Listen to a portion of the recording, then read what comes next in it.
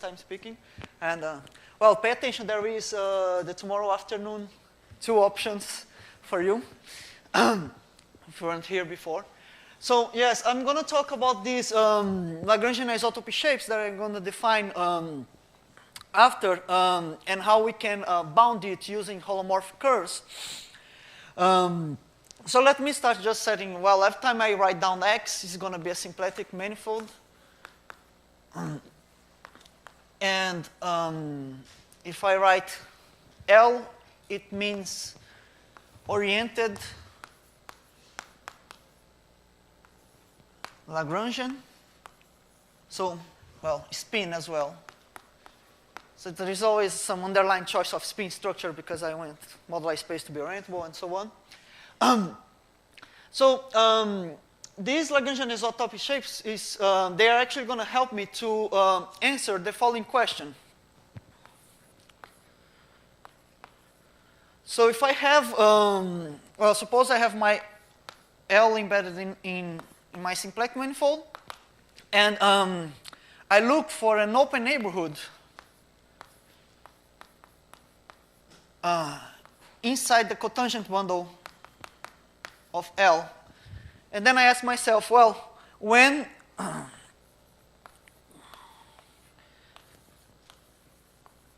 does U embeds into X? So, in another way, I'm asking for like the largest Weisstein neighborhood of your Lagrangian that you can find in there.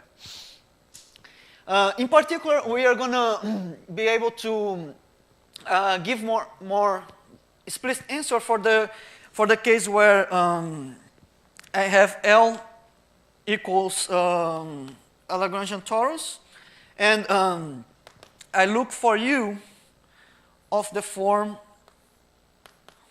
Tn cross D inside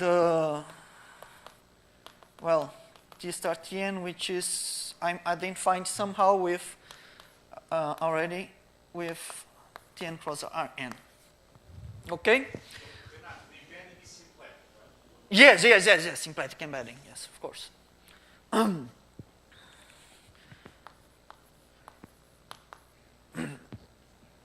So then what happens is that precisely Igor, oh, so yes, I forgot to mention, this is a joint work in progress with Dmitry Tokanog and Igor Shelukin. So they came to me asking if we could understand this kind of questions for these Lagrangian tori that I have found in CP2 or other deposit surface. And then we, soon after we start getting, well, we get an idea what restrictions we should have in D. And then soon after we get the methods that we should use using holomorphic curves. Then it's a long process going from there to towards the proof, but then we realized that we actually needed. So we are often going to talk about the case when D is star-shaped, and here when I talk star-shaped, since I'm talking of a neighborhood of the zero section is star-shaped, centered at 0. So, so then we realized that our methods to understand this kind of problems, we're actually understanding what are the possible Lagrangian isotopies that we can have inside X.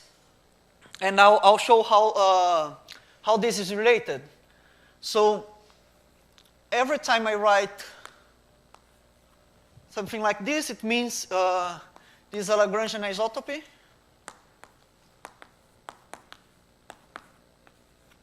And if I don't explicitly say, I assume that T goes from 0 to 1. Okay? So for each Lagrangian isotopy, it's known, but I'm going to repeat here. We can define, we have a notion of flux of this Lagrangian isotopy, it's an element of H upper 1 of your Lagrangian. And it's defined as following. I'm going to tell you how it acts in H1 of the Lagrangian. So as a map from H1 to R. So we take a class here, and then you look for to your Lagrangian, and through your Lagrangian isotopy,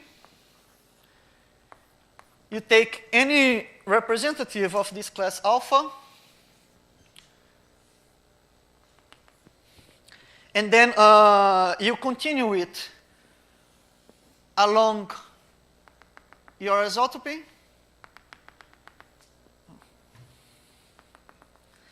And you construct this cylinder C alpha, and you measure the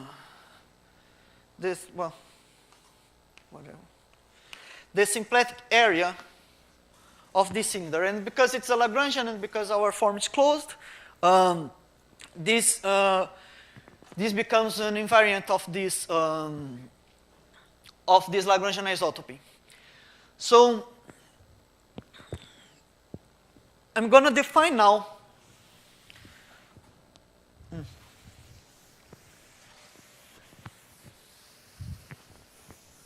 I could have saved the line, but I'm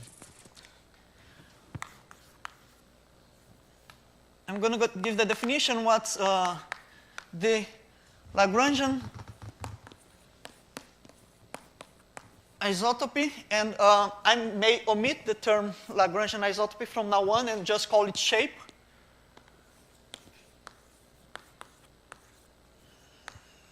Lagrangian isotopy shape of X with respect to L, it's so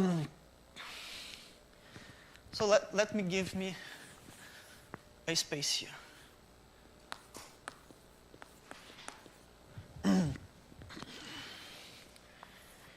Is the following set.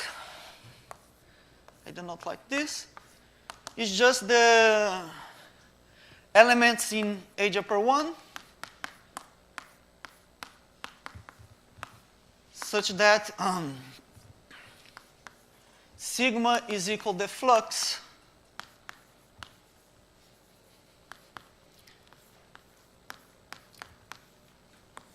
for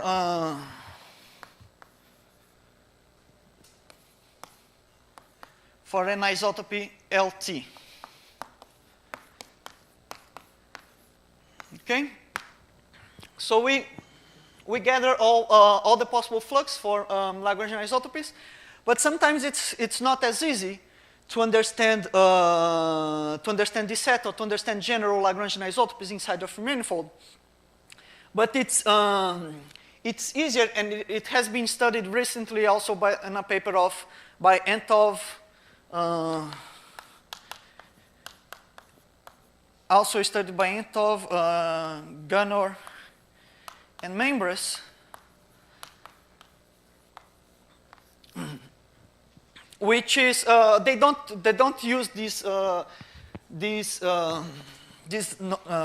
nomenclature. They don't call it star isotopy, but they did study it. So I give the definition: a Lagrangian isotopy LT is a star isotopy if, perhaps I'll have to go to on the board.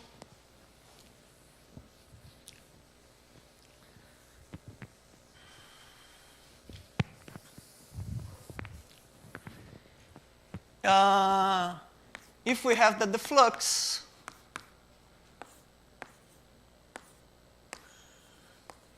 of the isotope, when I take T from T0 to from 0 to some T0 is equal to T0 times the total flux of the isotopy. Here thinking from 0 to 1. In other words, T0 between 0, 1. So if I go just, I have a whole isotopy. If I go just a little bit, the flux of it grows linearly on with respect to the whole flux. So in other words, if I think that I'm varying T0 from 0 to 1, and I look inside age 1, what the flux does, it just traces a segment there. Okay? So that being said, so star isotopy, so I'll have also the notion of star shape, which I'm then not going to put some star here and a star here. Okay? So I'm going to measure the class that can be represented by these sort of linear isotopies. And this is going to be the guy that we are going to be able to get more information about. But so just some remarks. First is, well, if I have, it's clear that if I have U embedded in X, then the shape with star or not of U is clearly contained also on the shape of X. So that being said, for instance, in the, so let me put here, so in the example where I have U is like my Lagrangian is a torus, and U is a torus times some subset of Rn. I have that. Well, I can use the very flux if I think this is some sort of Lagrangian torus vibration over my disk D here, and here is 0. I can use the very flux to identify any fiber A to identify, well, to embed, say, D. I can see it embedding in age or upper 1 of my Lagrangian via, for instance, the flux. Well, the flux of, because, well, in the case that D is simply connected, in the case that D is simply connected, the flux will not depend on the path that I'm taking. So for each point on D, I can take the flux and I can embed it in age upper 1. So in this way, I can already identify, and I can take a base of D, for instance, and use it as a base of age upper 1. So I can identify D as a subset of age upper 1. And in this case, it's clear that, well, it's almost by definition that D is contained in the shape of my Lagrangian. If again, if U embeds into X, okay. And if D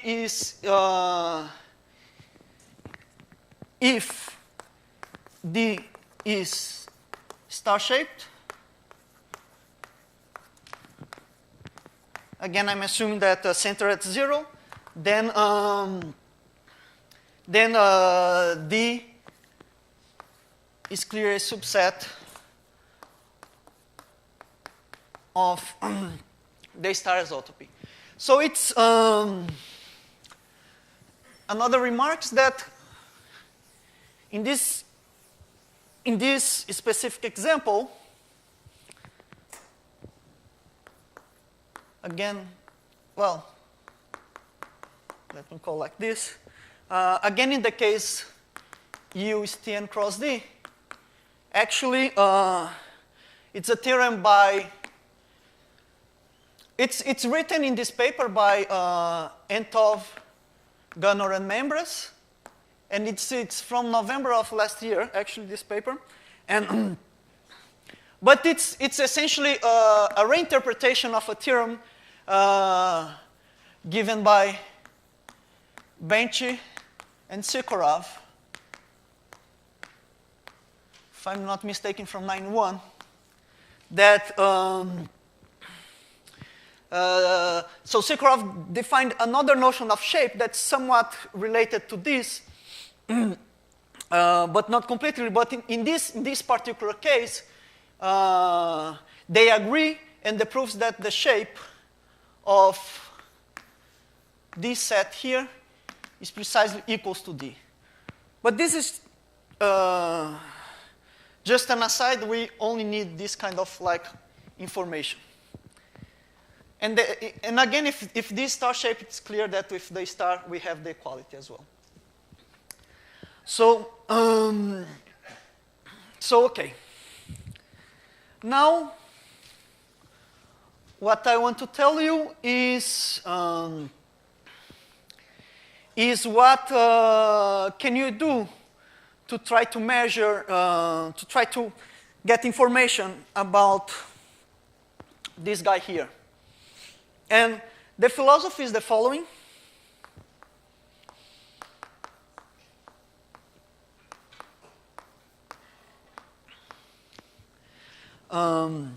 You look at L and you look to the holomorphic disk that it bounds, and you look for the ones that has smallest area. These disks of smallest area should give you some bound on your star shape. So let me write this. So we look at J holomorphic disks with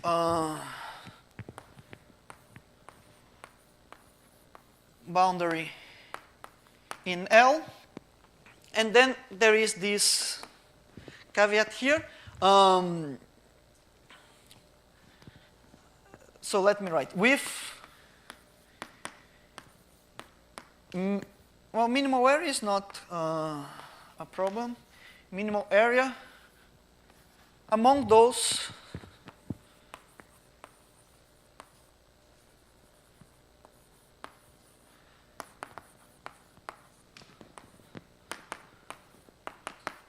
with a non-zero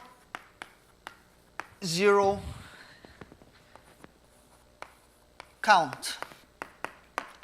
So if we're looking only for Maslov index, okay, then well, let me conclude here.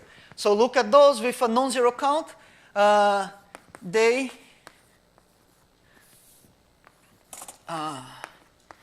give bounds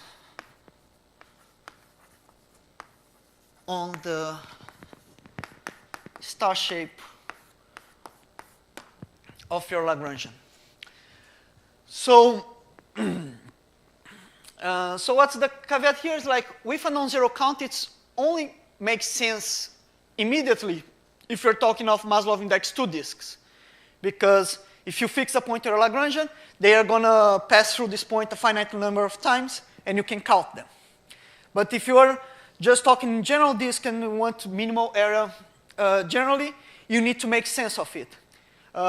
We are able to find some suitable definition of non-zero count in a more general situation, but it's somewhat cumbersome. So since I also want to prove to give you some applications where we can compute these shapes and shape stars, I'm gonna restrict to the set to some setting where I can look only for Maslov index 2 disks.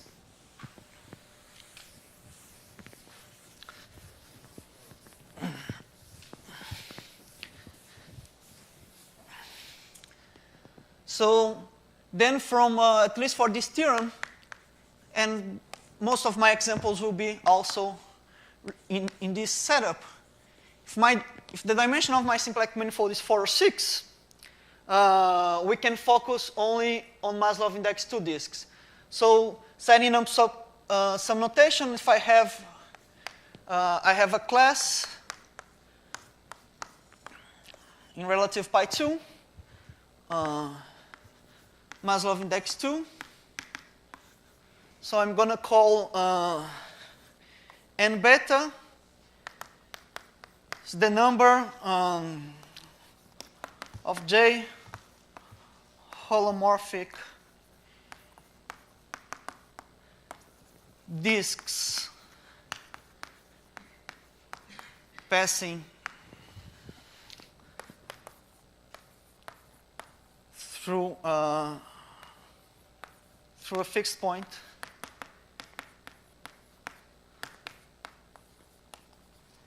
so perhaps I should holomorph disks in the class beta passing through a fixed point. And then I'm going to state the theorem.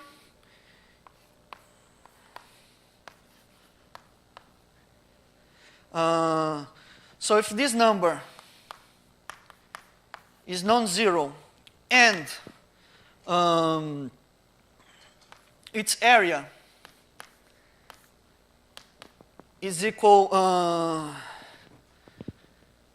to the minimum of the area of these classes such that the count is also non-zero, then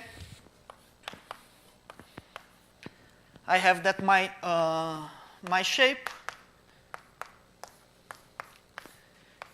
is contained in the following set.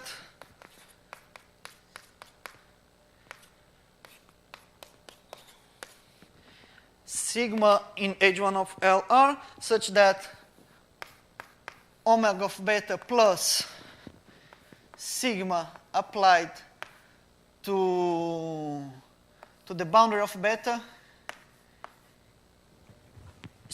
is positive. So it's greater than 0. Okay? So let me speak a little bit about what's the idea.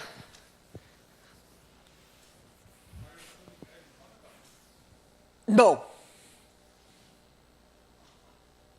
No.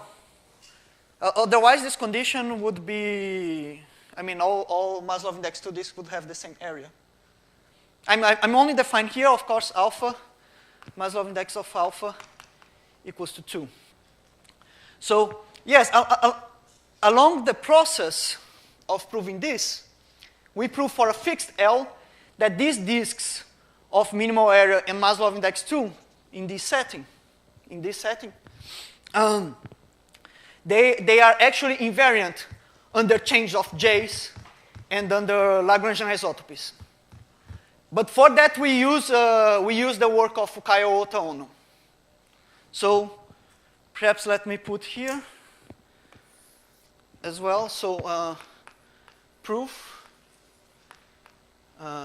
uses foo. So this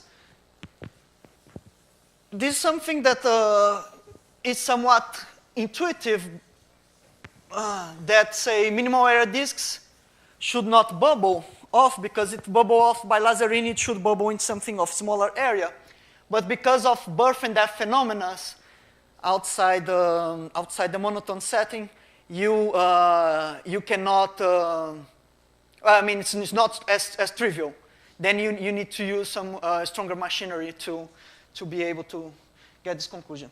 But so what's the idea? The idea is that this number here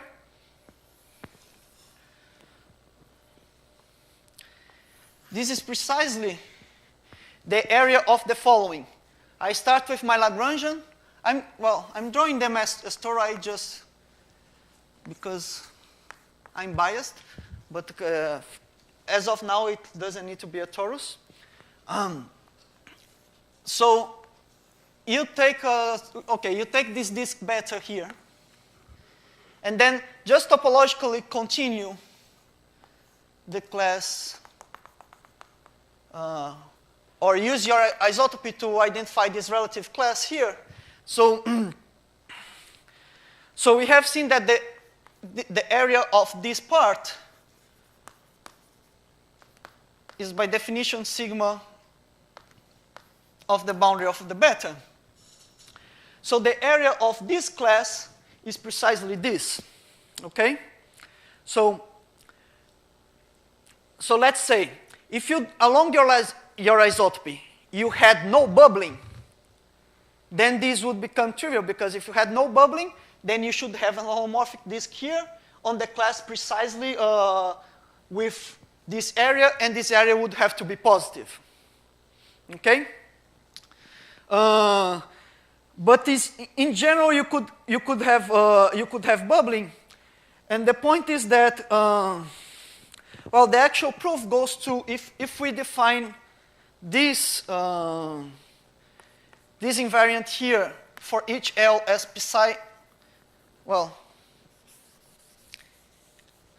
if we define this invariant here for each L as psi of L, and you consider the function psi of LT, oh, well, I guess I did the opposite way I wanted to write, but still, if you consider psi of T as psi of LT along a Lagrangian isotopy, so the function that measures like the minimal area.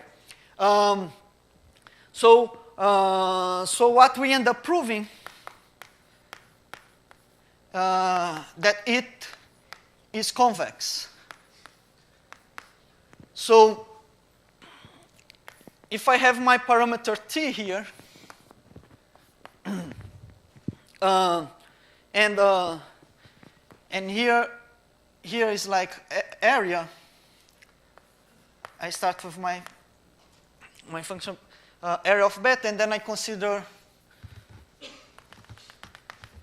this line here, which is omega of beta plus T sigma of beta. Means that my function psi of T that started here needs to stay below here. And since it needs to be positive, in particular my, I don't know, my time 1 needs to be somewhere around here, right? And then you see that this quantity here, for time is equals to 1, it needs to, okay, I forgot to put the boundary. It needs to be positive. But, yeah, let me, so, but what's the intuition behind this? The intuition behind this is the following. Okay, we started with this disk that has a small area, and then you start moving it.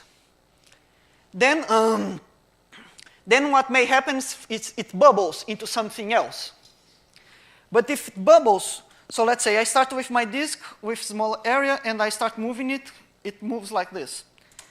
But if it bubbles, it's gonna have to bubble into something of smaller area. And if this class actually dies after bubbling, one can show that this smaller area has to come with a non-zero count.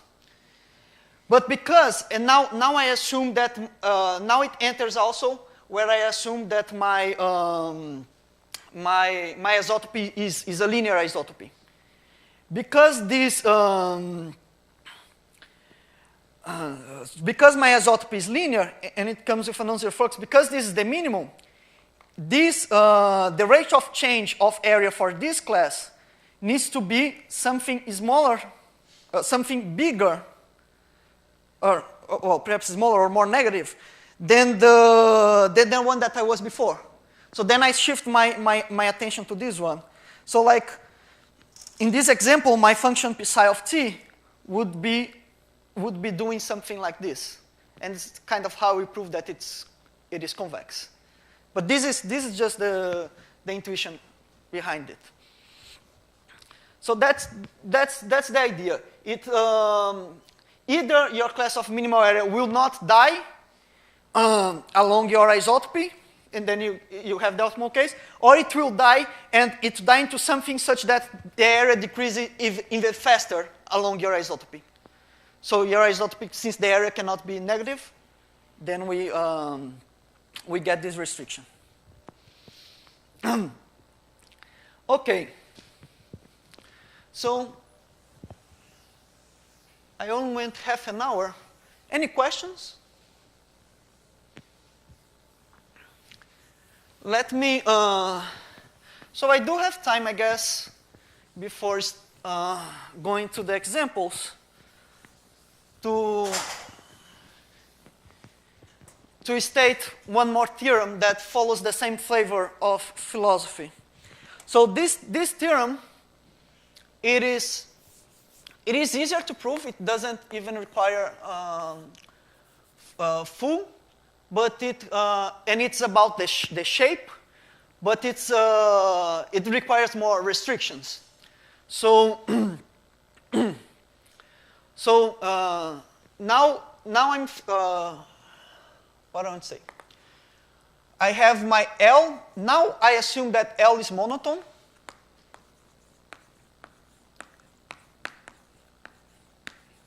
Inside X. So just to recall what monotone means is that you have the Maslov index. It needs to be a positive multiple of your symplectic area. You can have the definition of it being in algebra 2, but a softer definition that is also used is that at least when they are restricted to the image of disks. And C is positive. Okay. So if you have this condition that L is monotone inside X, and then you take a Liouville subdomain of T star of X, so L is contained in U, seen as a Liouville subdomain of T star of L. In particular, it has some one form lambda.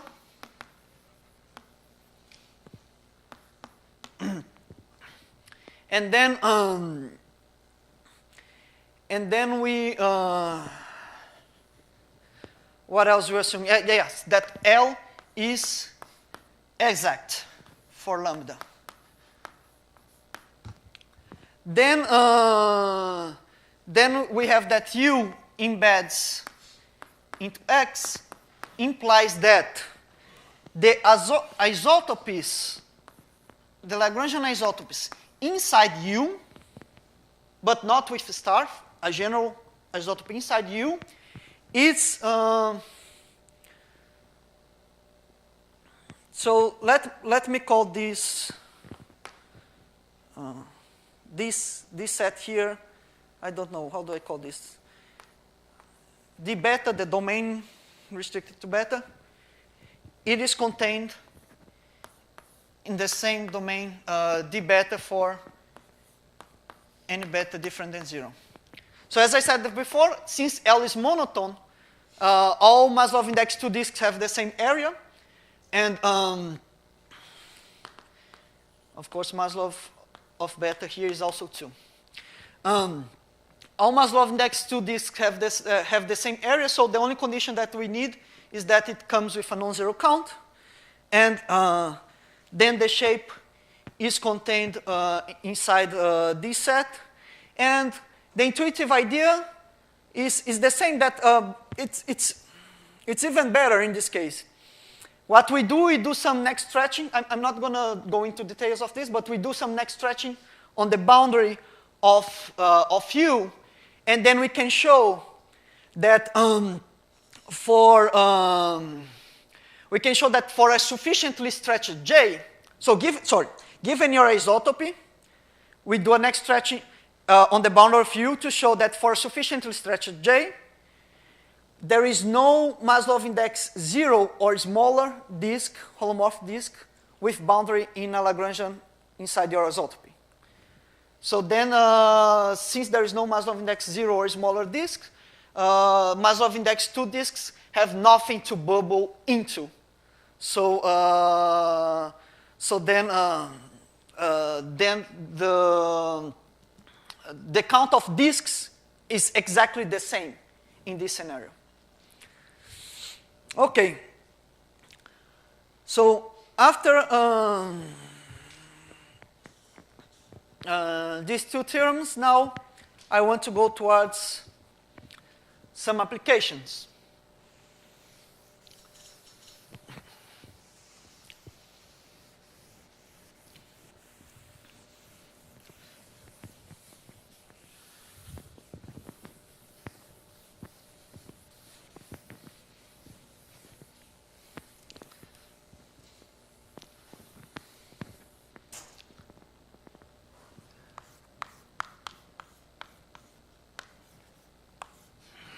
So the first application is, suppose my Lagrangian is monotone.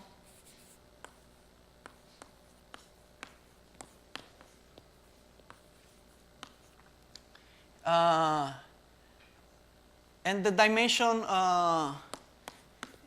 of x is equal to 4. So it's a symplectic surface. So it's known that so these surfaces that are monotone or that admit a monotone Lagrangian, they are known as del Peso surface.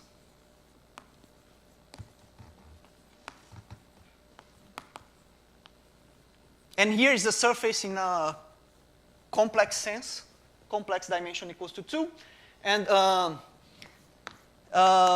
then they are equal as the base manifold is equal CP2 blown up at most 8 points,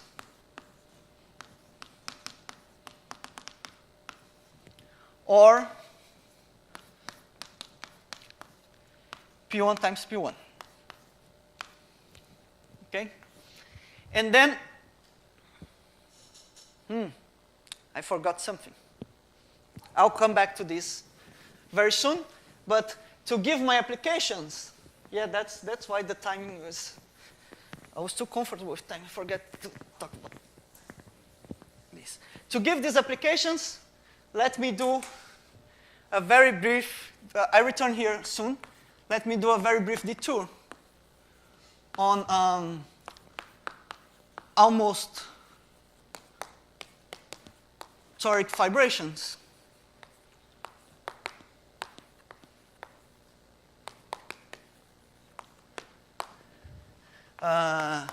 This is an idea developed by Margaret Symplectic.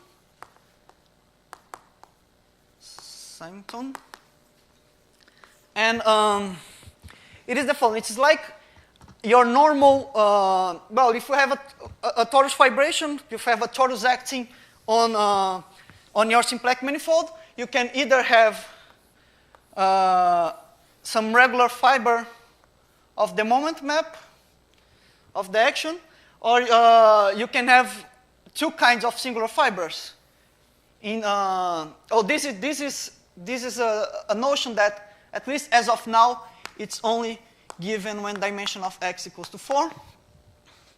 So your fiber is either a torus, a circle, or a point, and it has some local models on that.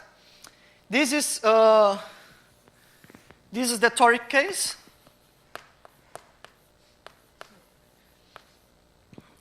And on the almost toric case, we allow this sort of nodal fiber. Essentially, we are actually allowing this nodal singularity with a local model around them. But in all my fibrations, I'm always going to get the fiber with just one singularity. So I'm going to abuse here and just say that we allow these kind of nodal fibers. This is in the almost toric case.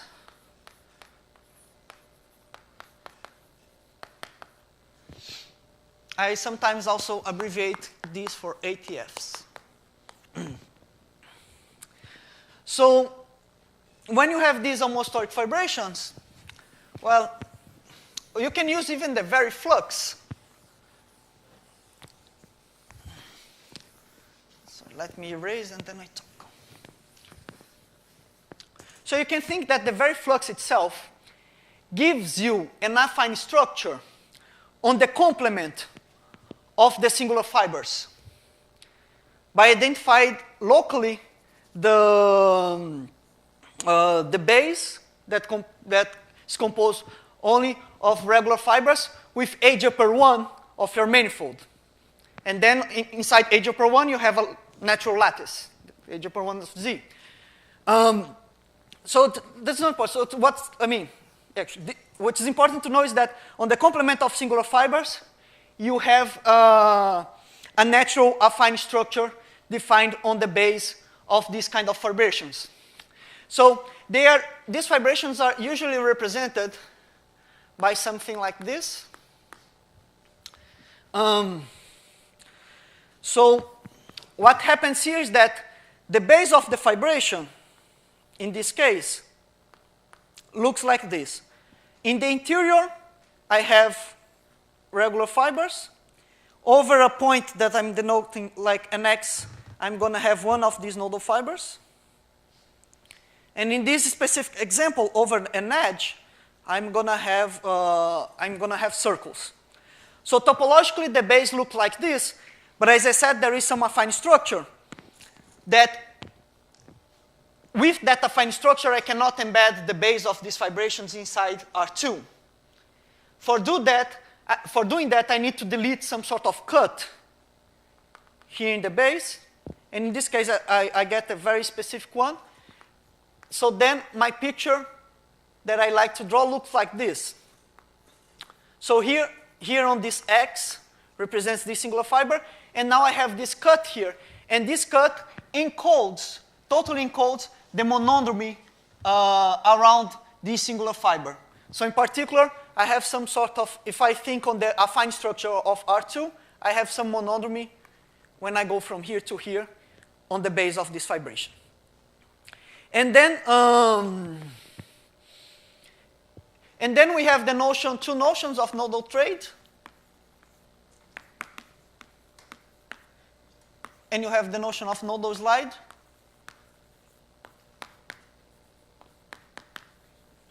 In which, for instance, nodal trade, you start with some sort of toric corner. So it's just like the toric case inside of your almost toric manifold.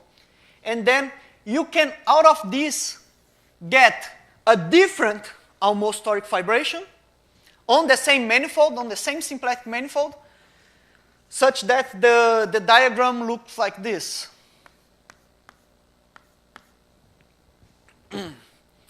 And nodal slice tells you that you can also get a different almost toric vibration on the same manifold by sliding this node back and forth. So, yeah, that's kind of all I want to talk about almost toric vibrations. If you want to, please ask me after if you want to understand a little bit better. So, okay, I use this almost toric vibration to describe a series of infinitely many monotone Lagrangian tori inside this del Peso surface. So here, so the application will say the following. For instance, I'm going to describe for two examples, and then it's just that wording it for me is harder than drawing. So let me give you two examples. And then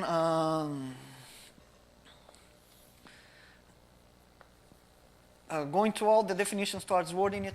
So if you have a monotone fiber inside one of these almost toric vibrations, what our theorem that I described earlier shows you is that the shape of this monotone fiber of your manifold, or perhaps I did write this.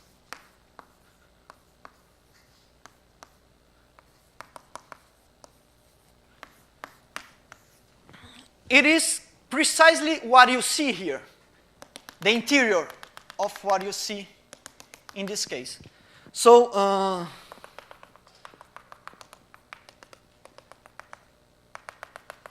so if you're in a toric case, I can just say that it's going to be the interior of the moment polytope for the shape of a monotone toric fiber. In the almost toric case, I'll have to phrase it in a more complicated way. It would be the interior of the moment polytope of the limit orbifold associated with my monotone fiber. But if I draw the pictures, you know what it is, right? It's just the actual interior of the picture that I draw. And it has a funny consequence. If you ever come with one of my talks on this del Peso surface, you would perhaps remember, or perhaps not, that I really like these triangular shaped almost toric fibrations, because with my techniques, I could only distinguish between my monotone fibers using these triangular shaped almost toric fibrations, or perhaps some other specific cases. But in particular, this application tells me that if I have an almost toric base diagram, that this kind of interior of it is not related via SL2Z to another almost toric shaped base diagram, then I can completely tell that they are different. And philosophically, it also says you something interesting. Your monotone Lagrangian fiber, it really knows its star-shaped neighborhoods. Because it's, of course, in this case, since I have this restriction on the shape star, sorry, very important here. This is the star shape. Then I know that I can only embed product neighborhoods that are inside of these shapes here. Okay? So, okay, in the last 10 minutes, I want to give two more applications. One is more like an example. Yes?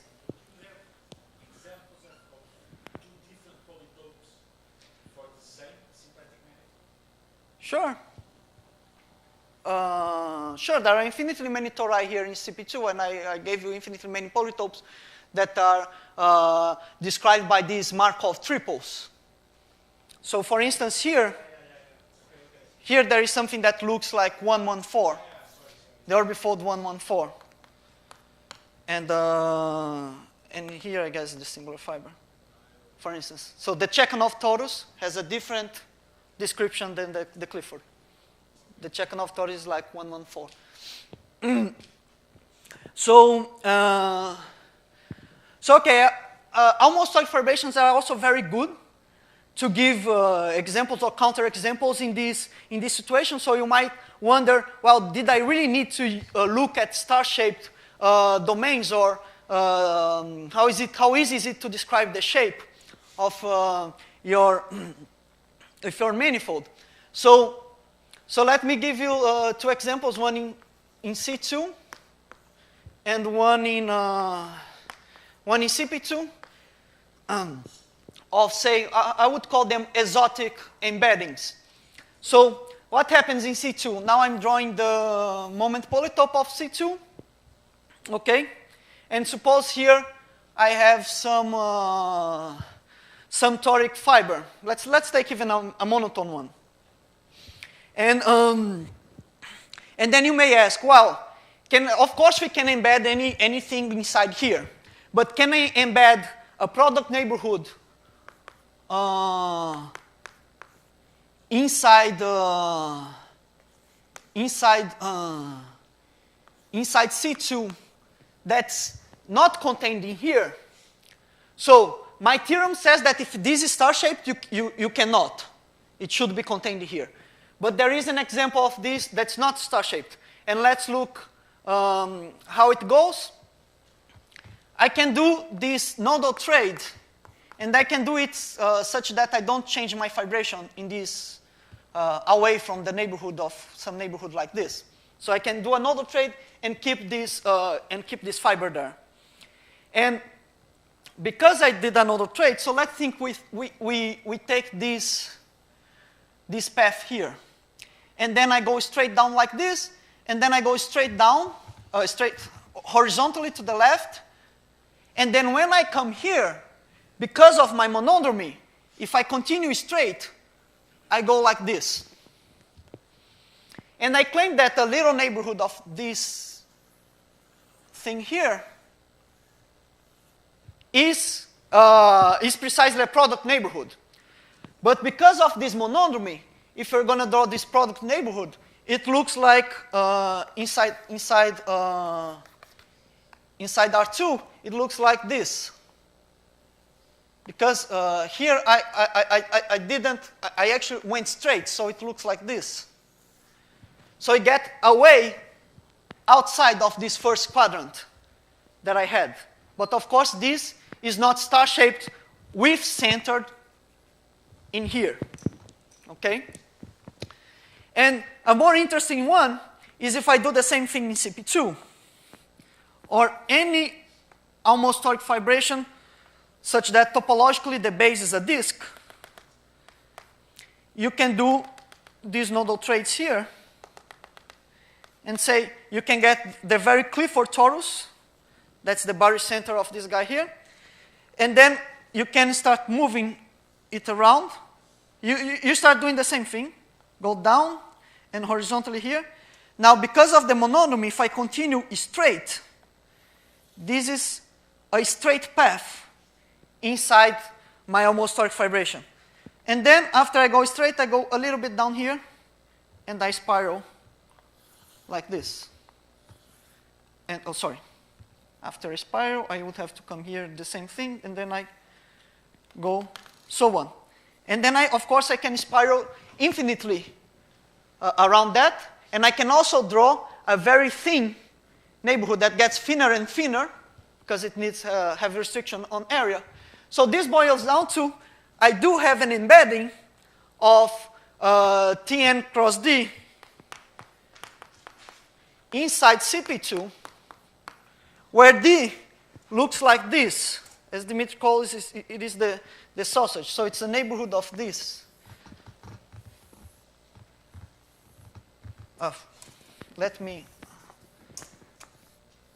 do this part smaller. And this gap here gets smaller and smaller. It kind of have like, it has some bound nearby down here. It gets smaller and smaller. And then I can take some specific neighborhood such that the area is also shrinking and shrinking, so it's finite in the end, finite area. But you have such a neighborhood embedded, Tn times such a neighborhood embedded into CP2. That without the use of almost toric vibrations, I don't think one could be able to see that.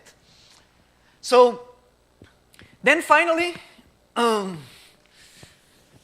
it's very nice that we can also do some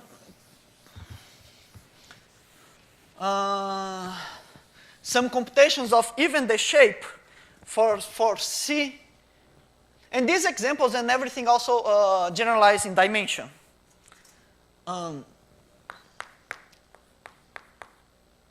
So my application is the following. If I have, so I'm going to draw in C2, but you can think very, it generalized to Cn in a very much clearer way. So here again I have C2, and then I'm looking at the moment polytope, and then I'm going to call B a non-monotone fiber, and A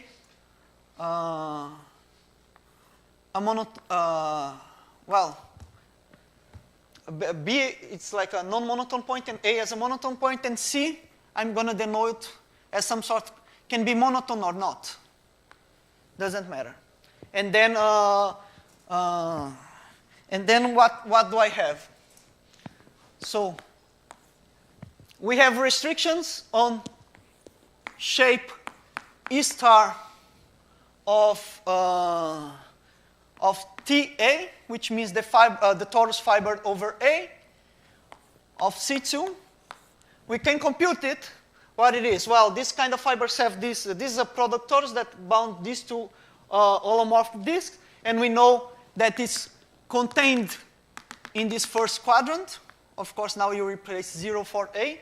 And because of my theorem, these two holomorphic disks both have minimal area, and they give you the bound on my shape.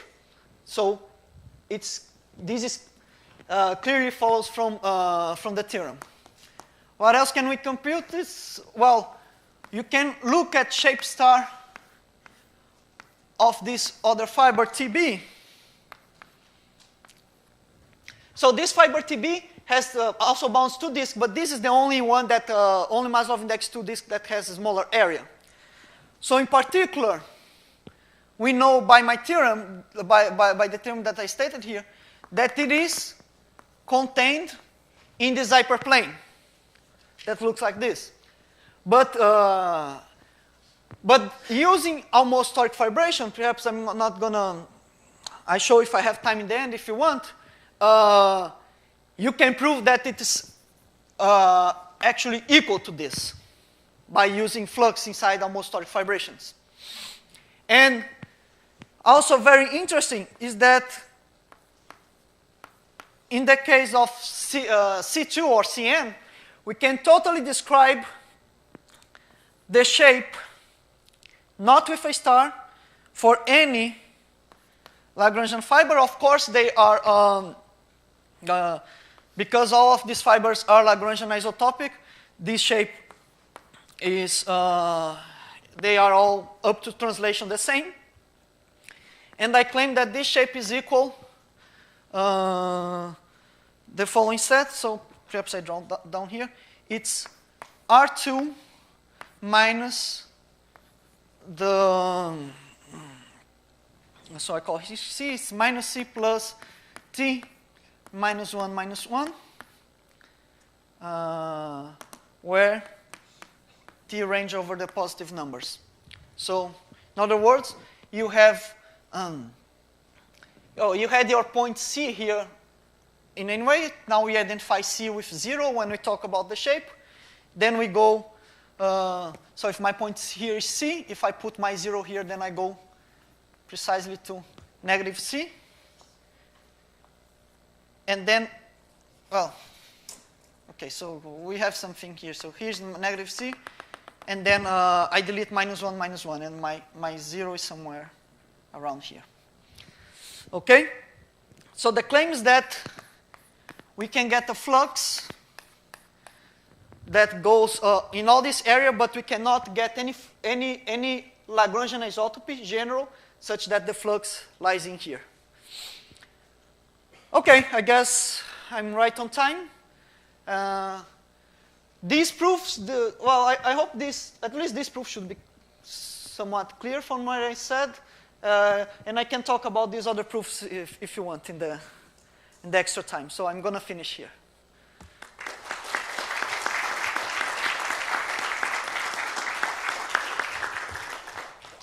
Questions or comments?